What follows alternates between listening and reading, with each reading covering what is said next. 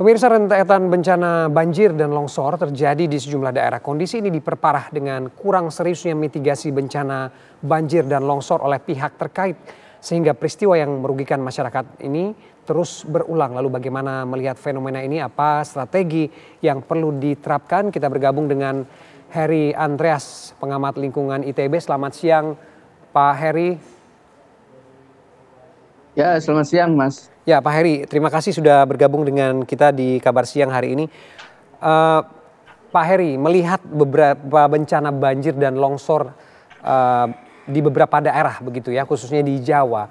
Bagaimana Anda melihat? Apakah ini memang terkait dengan fenomena perubahan iklim global atau ada bacaan lain, Pak? Apa yang terjadi sebenarnya? Ya, kalau kita lihat bahwa banjir itu kan hybrid disaster ya, itu kombinasi antara alam dengan peran manusia. Nah, kalau kita bicara banjir kan kita berbicara intensitas hujan yang tinggi, nah itu adalah part dari alamnya.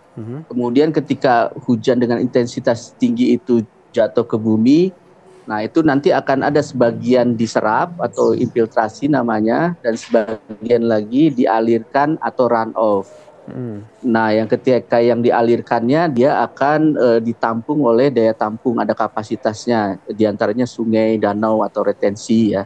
Nah, ketika kita tidak menyiapkan daya tampung dengan baik, kemudian infiltrasinya atau penyerapannya tidak maksimal, malah runoff-nya yang besar, maka banjir itu terjadi.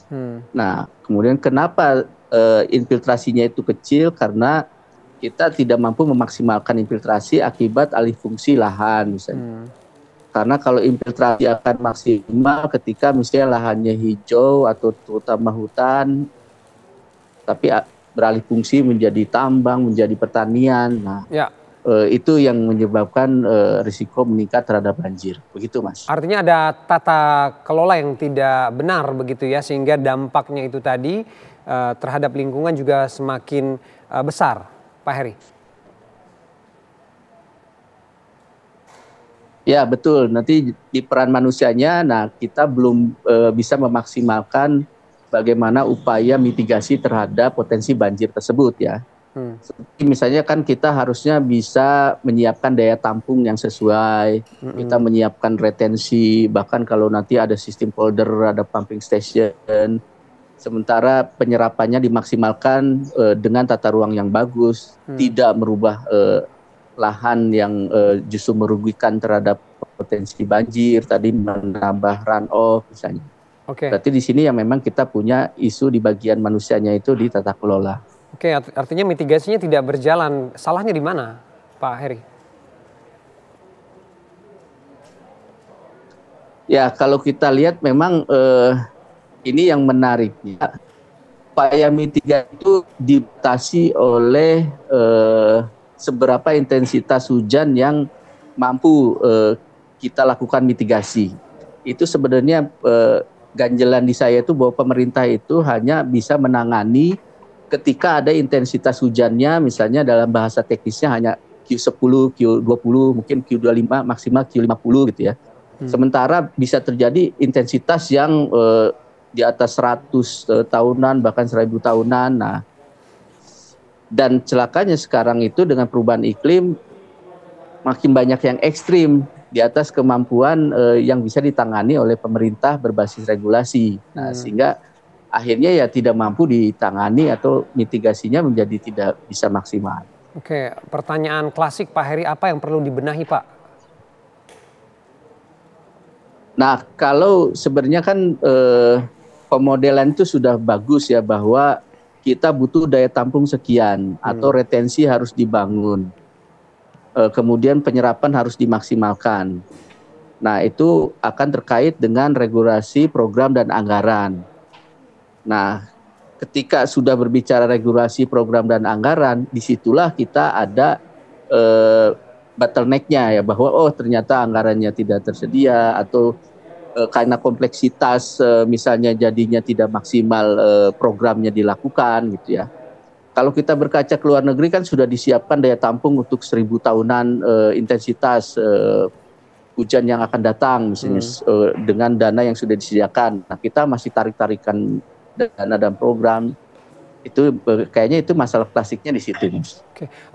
Pak Heri, apakah kemudian dengan tata kelola mitigasi yang belum berjalan maksimal terkait juga dengan kebijakan, apakah kemudian juga akan menimbulkan dampak kerusakan lingkungan yang lebih besar terhadap masyarakat juga, atau bagaimana kajian seperti ini, Pak Heri? Iya, tentunya bencana ini makin sering, makin besar, dan makin merugikan ya. Kalau kita hitung kerugiannya sebenarnya sudah semakin banyak dari hari ke hari, gitu ya. Dan akan semakin berpotensi lebih besar lagi kerugian yang akan dialami. Nah, jadi sebenarnya harusnya perhatiannya sudah lebih harus lebih khusus lagi dan lebih ditingkatkan. Cuman kembali lagi ya, banyak tarikan sana sini yang yaitu kembali lagi akhirnya ke tata kelolanya yang belum maksimal. Oke, artinya persoalan dari hulu ke hilirnya juga belum ada solusi yang efektif begitu ya, Pak Heri? Ya, sampai sekarang itu belum ada solusi efektif, selain karena ada urusan program anggaran, juga dari sisi regulasi yang tadi saya bilang bahwa ketika intensitas hujannya terlalu tinggi, ekstrim misalnya ya, itu menjadi di luar kewenangan pemerintah.